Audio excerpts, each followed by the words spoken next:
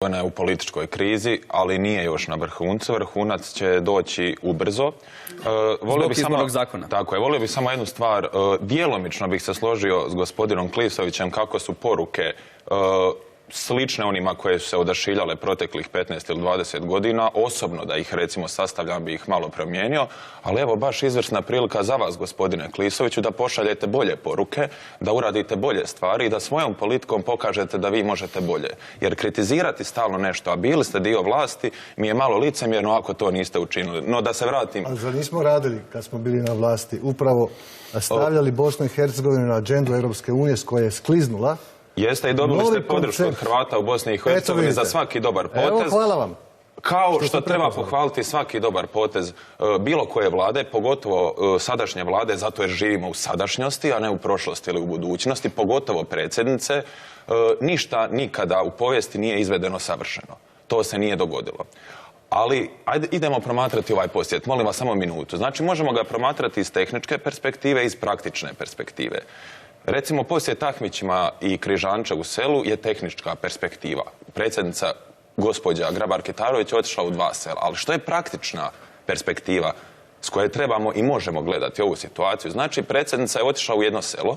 To selo se zove Ahmići. U njemu je, nažalost, bio ogroman zločin koji su počinili određeni pripadnici HVO-a i određeni ljudi su za taj zločin odgovarali. Onda je predsjednica otišla u drugo selo koje se zove Križančevo selo, za koje nikad nitko nije odgovarao, a kako sada stvari stoje, niti neće. Nadalje, 10 km u krugu od Križančevog sela nalaze se i druga sela, kao što su Buhine kuće, recimo Maljine Bikoš ili selo Čukle, gdje je majka Sarafina Lauš preko noći za jedan dan ostala bez 3 sina i muža, a isto je se dogodilo Anici Jurić u Kaknju, koja je također izgubila 3 sina i muža. Shvaćam da postoje politički, diplomatski uzusi, ali ne shvaćam zašto cijela hrvatska javnost ili uglavnom veliki dio hrvatske javnosti zna ko je gospođa Munira Subašić, a ne zna tko je Anica Jurić, a ne zna tko je Sarafina Lauš i ne znam zašto mislimo da je ovo danas dovoljno. Ovo danas je odlično, za početak. Zato jer moramo shvatiti da je samo u tom uskom obruču od 10 km od Križančevog sela u jako malom vremenskom intervalu pobijeno više od 200 civila i zarobljenih pripadnika HVO-a. Zašto mi imamo u Bosni i Hercegovini krizu? Upravo zbog takvih stvari, jer Hrvati ne prihvaćaju i ne vole ovakvu Bosnu i Hercegovinu, što ne znači da ne žele uspjeh Bosni i Hercegovini u kojoj bi se osjećali ravnopravno. Čini se kako je jedino rješenje za institucionalnu ravnopravnost treći entitet. Ako netko ima bolje rješenje, mi smo ga spremni slušati, naravno i prihvatiti ako nas se uvjeri da je to bolje rješenje, ali jednostavno u sustavu gdje 25 godina se Hrvati politički izoliraju kao da nisu temelj Bosne i Hercegovine, a pazimo, Bosna i Hercegovina nije nešto što postoji od 5. stoljeća i da je u ovim granicama i ovako uređena. Bosna i Hercegovina je rezultat dogovora. To znaju gospodin Granić pogotovo jer su iz prve ruke to radili, gospođa Bušić i tako dalje. Bosna i Hercegovina je dogovor 3 temeljna naroda. Ako izbacimo jedan narod iz jednadžbe, to više nije ta država. Samim tim ne možemo je zvati Bosna i Hercegovina. Ona je u političkoj krizi.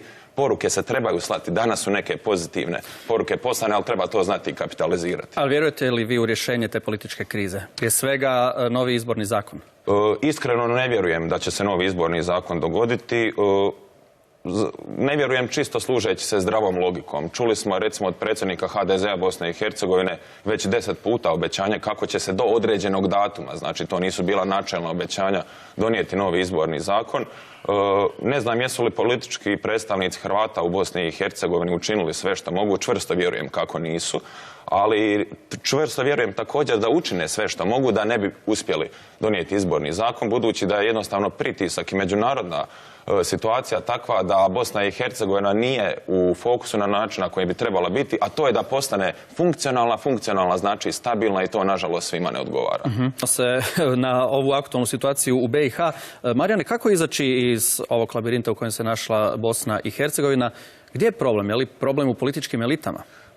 Problem je u ustavnom uređenju države. Treba gledati genezu problema. Geneza svake države, početak i počelo njezino je njezin ustav.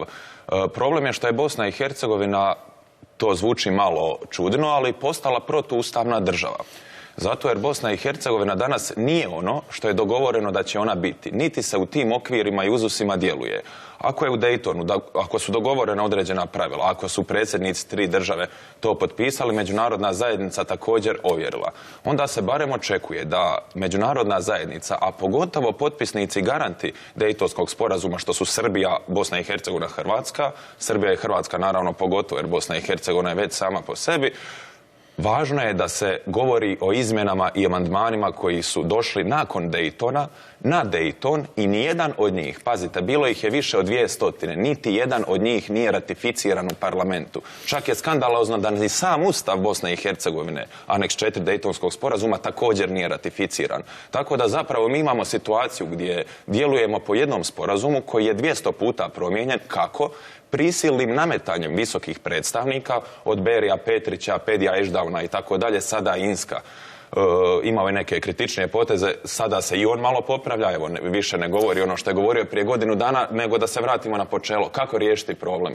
Tako što ćemo ili se vratiti na prvotni Dayton ili tražiti novo rješenje koje će omogućavati da se ovo više ne događa, da 200 puta se promijeni nešto bez ikakvog legitimiteta, uvijek na štetu Hrvata i Srba, odnosno onih koji žele federalizam. Doktor Graniću, vi ste bili svjedok vremena. Je li problem u Daytonskom sporazumu iz današnje perspektive? Pa upravo želim neke činjenice koje je mladi gospodin kazao potpuno točno.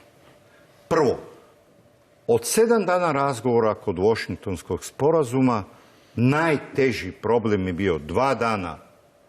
Da li je Federacija BiH građanska država ili je država konstitutivnih naroda. U jednom momentu ja sam mislio prekinuti pregovore i kazao to državnom tajniku Kristoferu. Dobili smo podršku Sjedinjenih Američkih Država i Sjedinjene Američke Države su razgovarali sa Bošnjacima i složili se da je Federacija država konstitutivnih naroda. Tada se je razmišljalo i potpisan sporazum o konfederaciji i da će Bosna i buduća Bosna i Hercegovina biti kantonalno uređena. 14.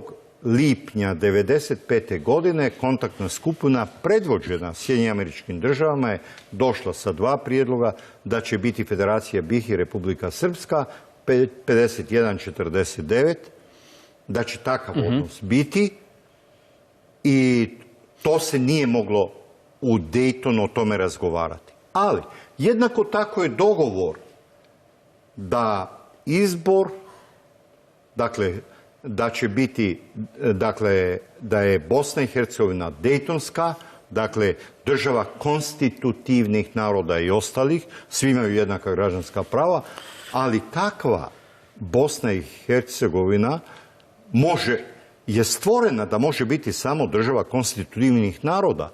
Kasnije, puzajućim promjenama koje su rađene, a ne sjećam se da je bilo velikih reakcija Hrvatske, u tome vam želim kazati, ne sjećam se nijedne reakcije na to, nijedne, što je bila potpuna razlika za vrijeme, dakle, mandata, kada sam bio u vlasti, jednostavno promijenjeno je i sada mi imamo ovu situaciju koju imamo. Šta je potrebno? Maksimalno angažirati međunarodnu zajednicu, maksimalno da bude uključene, da se vrati slovo i duh Daytona. Neki novi Dayton? Čekajte, ako se dogovore, ne treba. U tom slučaju ne treba. U svakom slučaju je potrebno se vratiti duh i slovo Daytona i to je minimum da se na to vrati. I u tom duhu da se napravi naravno i novi zakon. Idemo pogledati što naši gledatelji odgovaraju na pitanje može li BiH sama riješiti svoj politički ustroj. Onda još imam jedno završno pitanje za sve vas. Marijan Benko kaže sva 3 naroda moraju to riješiti. Idemo dalje. Marijana Antić, mogla, ne mogla, mora, imamo mi previše i svojih problema koje ne možemo riješiti. Vlado Pajo Ivoš, naravno da ne može, ne znam dokle će međunarodna zajednica novcem kupovati onako uzdrmani sustav. Obično malom čovjeku uz BiH nije do prepucavanja političkih lidera sva 3 naroda, nego kako preživjeti iz dana u dan. Tomislav Šprajc nikad nije ni mogla, što je njena povijest višekratno dokazala, pa niti hoće.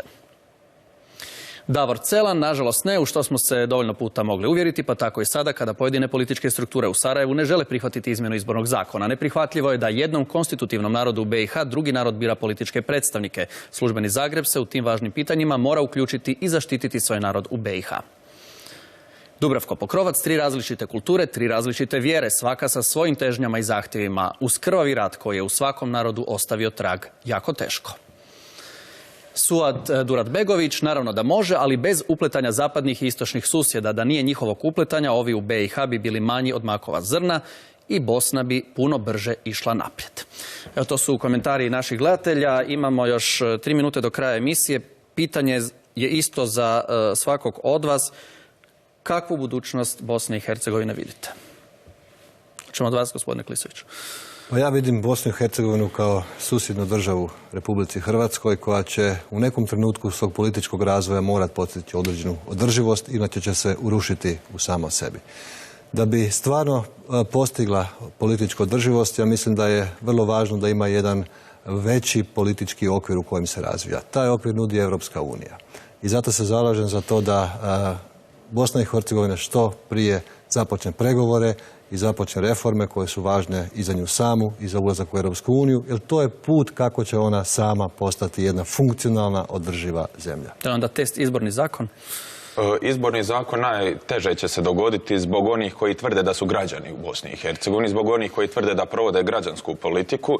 Javnost u Hrvatskoj to mora, treba i obavezno uvijek imati na umu da u Bosni i Hercegovini ne postoji građanska politika, niti postoji građanska opcija. Postoji opcija koja tvrdi da je građanska, a zapravo je to građanstvo samo fasada za veliko bošnjački nacionalizam, odnosno većinski nacionalizam.